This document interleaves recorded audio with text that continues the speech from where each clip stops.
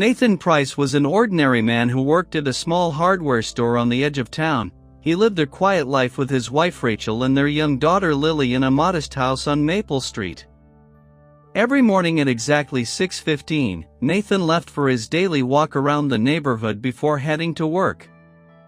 It was a habit he had kept for over 12 years, the same route, the same pace, the same silence broken only by birds and the occasional car.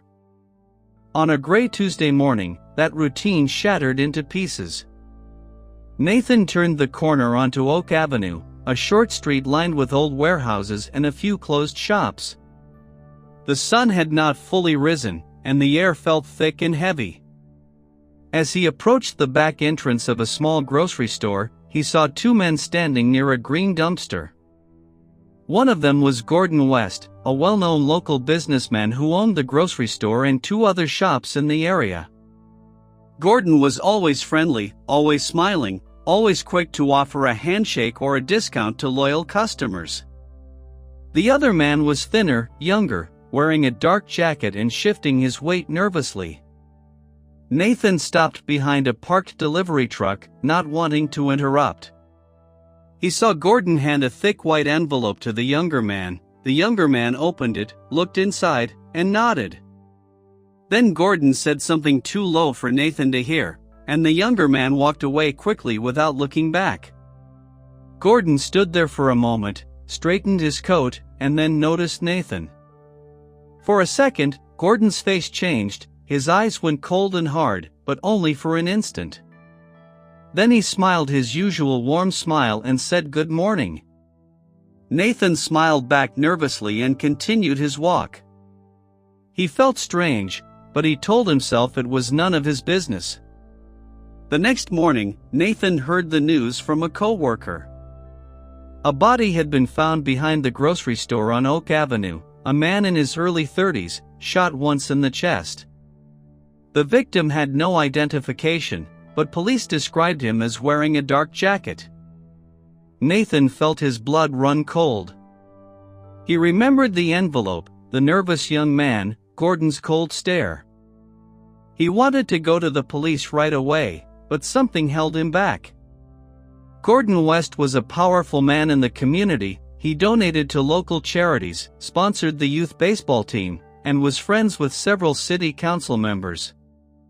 Who would believe a simple hardware store clerk over Gordon West? Nathan spent the rest of the day in a fog, unable to focus on work. That evening, as he walked home, a dark sedan pulled up beside him. The window rolled down slowly, and Gordon West looked out from the driver's seat. His smile was gone. Gordon told Nathan that he thought Nathan had seen something he should not have. Nathan replied that he did not know what Gordon was talking about, his voice trembling. Gordon's eyes narrowed. He made it clear that he knew Nathan had been there, that he had seen Gordon give something to that man.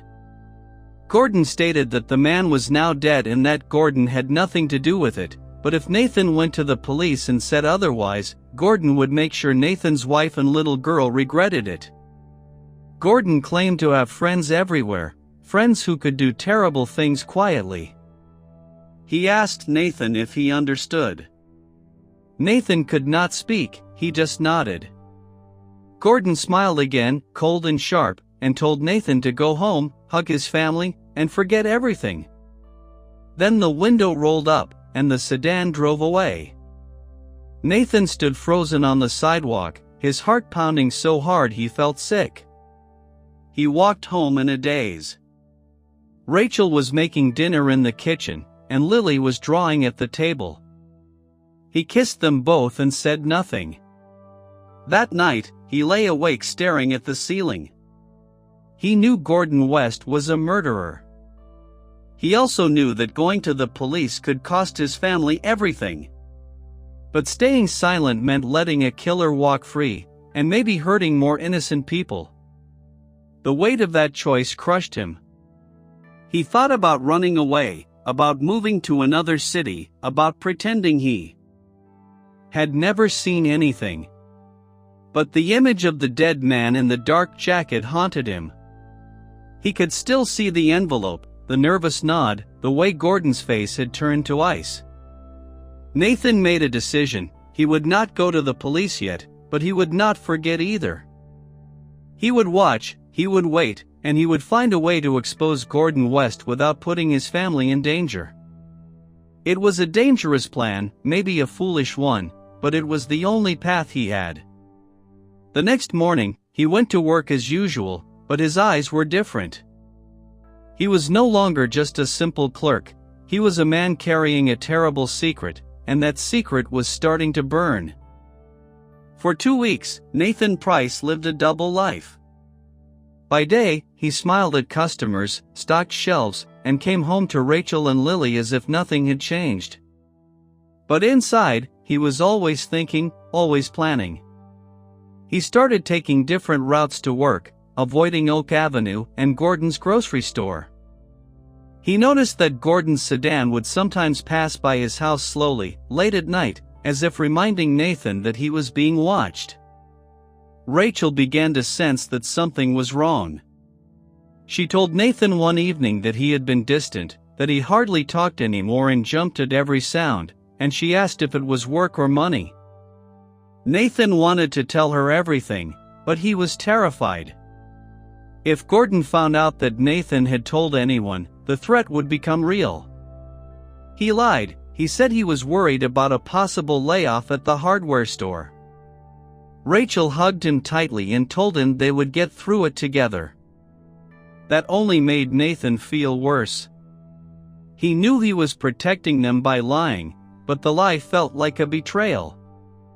One night, Nathan could not sleep. He went to the garage and opened an old toolbox. Inside, he found a small notebook and a pencil.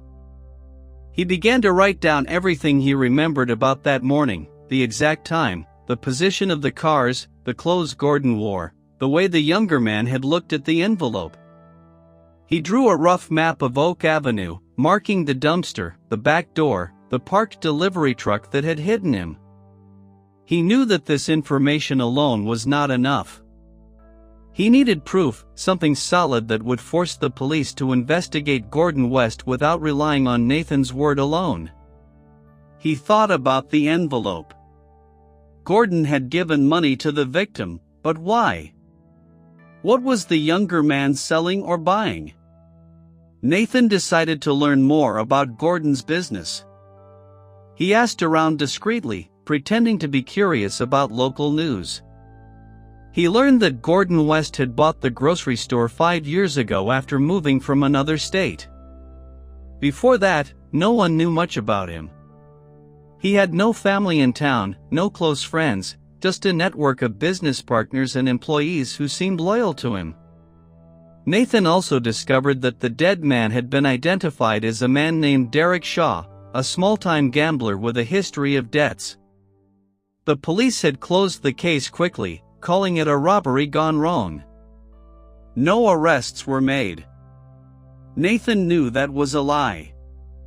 The real killer was still walking free, still smiling at customers, still driving past Nathan's house at midnight. Nathan's fear slowly turned into a cold, quiet anger.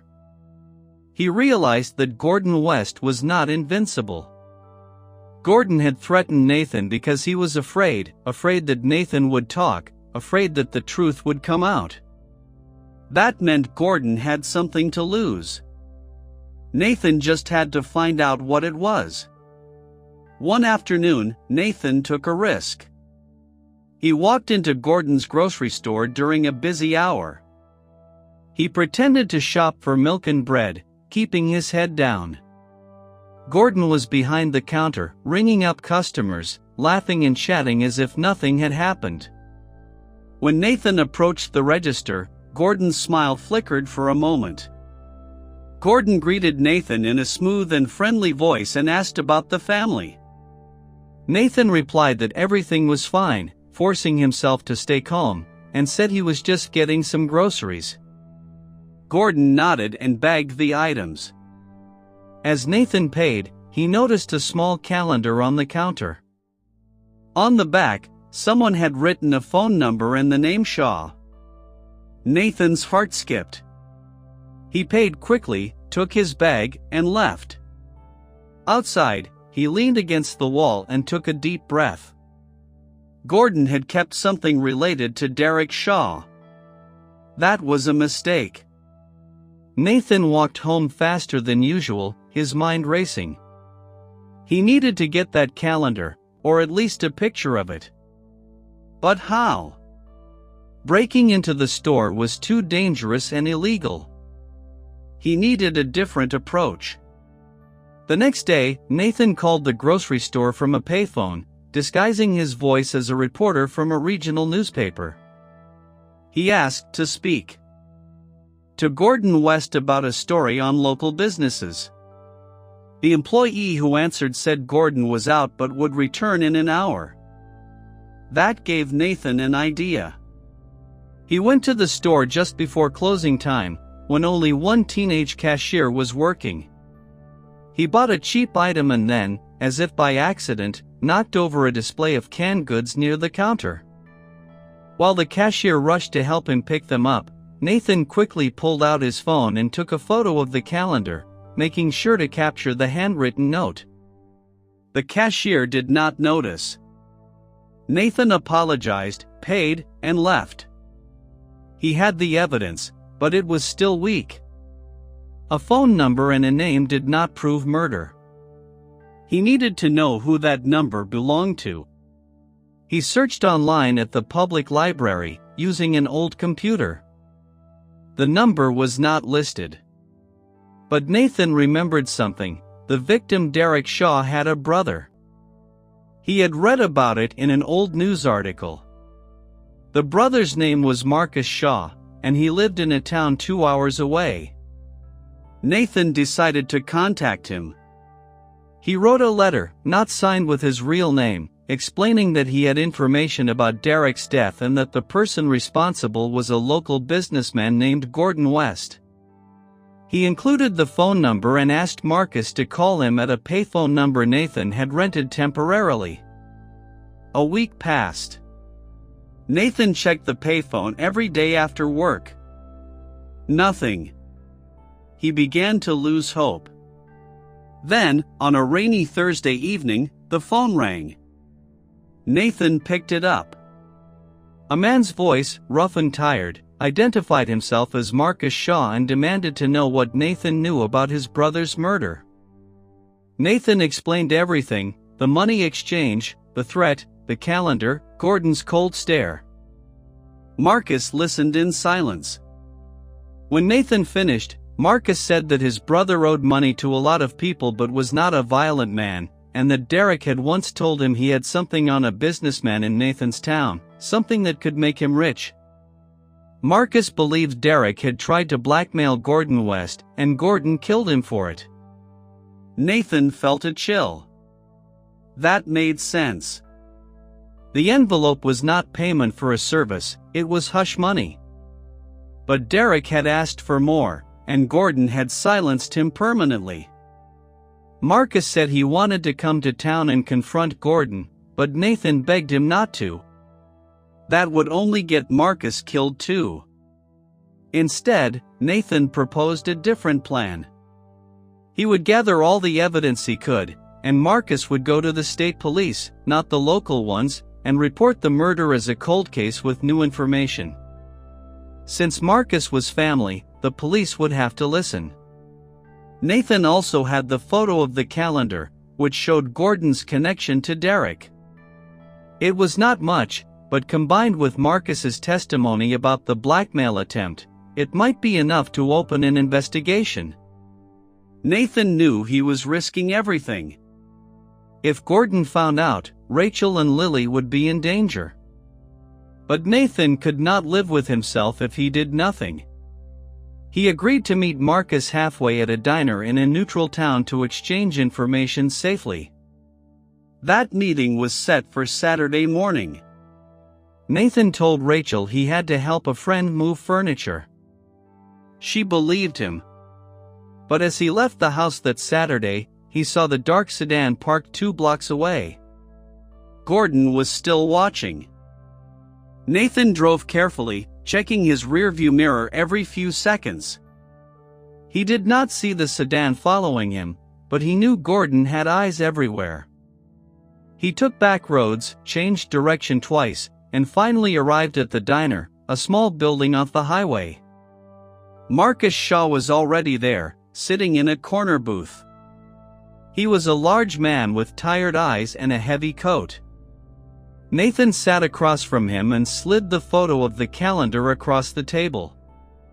Marcus looked at it and nodded, saying quietly that it was his brother's handwriting. The number was for a prepaid phone, already dead, but it proved Gordon and Derek had contact. Nathan then told Marcus about the threats against his family. Marcus's face darkened. He called Gordon West a coward who killed a defenseless man and threatened a father, and said Gordon deserved to rot. They agreed on the plan. Marcus would drive to the state police headquarters on Monday morning and request a meeting with a detective, presenting the photo and the story of blackmail.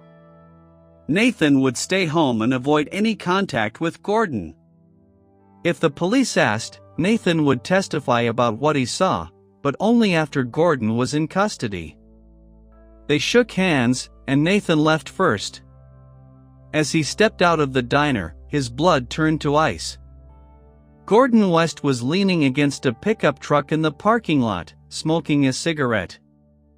He was alone. He looked at Nathan and smiled a slow, terrible smile. Gordon remarked that it was a surprise to see Nathan there, since Nathan had said he was helping a friend move furniture.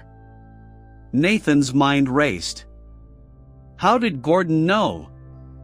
Then he realized, the payphone, the library computer, the calendar photo. Gordon had been watching him all along. He had let Nathan gather evidence, knowing it would lead him to Marcus. Gordon walked closer, his hands in his pockets. He told Nathan that Nathan thought he was clever, but he was just a clerk with a hero complex. Gordon claimed to have been doing this for 20 years and to know every move Nathan had made. Nathan backed away, his heart pounding. Marcus was still inside the diner. If Gordon had a weapon, they were both in danger. But Gordon just laughed and said he was not going to hurt Nathan there in broad daylight because he was not stupid. However, he wanted Nathan to understand something, that evidence meant nothing. The police would not find the prepaid phone, the calendar was just a piece of paper, and Marcus Shaw was a known liar with a criminal record. Gordon had made sure of that years ago. Nathan felt the world collapse around him. Gordon had planned everything. He had let Nathan think he was winning, only to reveal that the game was rigged from the start. Gordon turned to leave, then paused. He gave Nathan one last chance, drop the case, forget Marcus, go back to his family and live a long quiet life, or Gordon would make sure that life ended very badly for all of them. Then Gordon got into the pickup truck and drove away. Nathan stood there shaking. He went back inside the diner and told Marcus everything. Marcus's face went pale. He admitted that he did have a record, possession charges from 10 years ago, and the police would not believe him over a respected businessman. Nathan wanted to give up. He wanted to run home, lock the doors, and never think about Derek Shaw again. But then he remembered something, the way Gordon had smiled when he said the police would not find the prepaid phone. Gordon was confident, but he was also arrogant. Arrogant people make mistakes. Nathan thought about the calendar. Gordon had kept it on the counter for days after the murder. Why? Because he was showing off, enjoying his power. That meant there might be other things, other small clues that Gordon had overlooked. Nathan asked Marcus to wait. He drove back to town, not to his house, but to the hardware store. He had an idea. One of his co-workers, an elderly man named Frank, had worked in the town for 40 years. Frank knew everyone's secrets. Nathan found Frank in the back room, sorting nails. Nathan asked Frank what he really knew about Gordon West. Frank looked up slowly and said it was more than he should, but he kept his mouth shut because he liked living. Nathan explained everything, including the threat to his family. Frank sighed and put down his hammer. He told Nathan that Gordon came to the town 5 years ago, but before that, he was in a city 3 states over. Frank had heard that Gordon changed his name and was involved in something bad, something with a casino. Nathan's heart leaped. If Gordon had changed his name, that was identity fraud, a crime in itself. And if there was a past record, the state police could find it. Nathan asked Frank if he would testify to that. Frank shook his head and said he could not because he had grandchildren, but he could give Nathan a name, the town where Gordon came from. Nathan could search the old newspapers online. It was a long shot, but it was something. Frank wrote down the name on a scrap of paper. Nathan thanked him and rushed to the library. He spent 3 hours searching through digital archives of a small local newspaper from that town. And there it was, a short article from 15 years ago about a man named Gordon Wesley who was questioned in connection with the disappearance of a casino security guard. The case was never solved, but the article mentioned that Wesley had moved away shortly after. The description matched: same height, same build, same cold eyes. Nathan printed the article. He now had a link between Gordon West, formerly Wesley, and a possible violent past. This was not proof of murder, but it was enough to raise serious questions. He called Marcus and told him to go to the state police immediately, not with the blackmail story, but with the article and the name change. That was a tangible crime. Marcus agreed. Nathan went home and waited. The next 2 days were agony. He barely ate or slept. Rachel knew something was terribly wrong, but he still could not tell her. He was afraid that Gordon would strike at any moment. On Wednesday morning, a black car pulled up in front of Nathan's house. 2 men in suits got out. Nathan's heart stopped. But they knocked calmly and identified themselves as state police detectives. They told Nathan that Gordon West had been arrested on charges of identity fraud and as a person of interest in the disappearance of a security guard from another state. They also said that Marcus Shaw had provided a statement about the murder of Derek Shaw, and that a new investigation had been opened. They asked Nathan to come to the station to give his testimony. Nathan agreed. He looked out the window and saw the dark sedan gone from its usual spot. For the first time in weeks, he breathed freely. At the police station, Nathan told them everything. He described the money exchange, the threat, the calendar, and Gordon's arrogance. The detectives listened without interrupting. When he finished, one of them said that they had found a gun in Gordon's office safe, and ballistics were pending, but they were confident it would match the bullet that killed Derek Shaw. Gordon West had made a mistake. He kept souvenirs. Nathan felt tears well up in his eyes. He thought about Derek Shaw, about the young man in the dark jacket who had made a bad choice and paid with his life. He thought about Gordon's cold smile, and how that smile would never be seen again. Gordon West was convicted of second-degree murder and identity fraud 6 months later. He received a sentence of 25 years without parole. Nathan Price returned to his quiet life, but he was never the same. He told Rachel everything that night, and she held him and cried. She was not angry, she was proud. Their daughter Lily grew up knowing that her father had done something brave, not with a weapon or a badge, but with a quiet, stubborn refusal to look away. Nathan still takes his morning walks, but he no longer hides from the shadows. He walks with his head up, because he knows that the truth, no matter how dangerous, is always worth the risk. And somewhere in a prison cell, Gordon West stares at a blank wall, wondering how a simple hardware store clerk ever managed to bring him down. The answer is simple: Nathan Price had something Gordon never understood. He had nothing to lose except his conscience, and that made him unstoppable.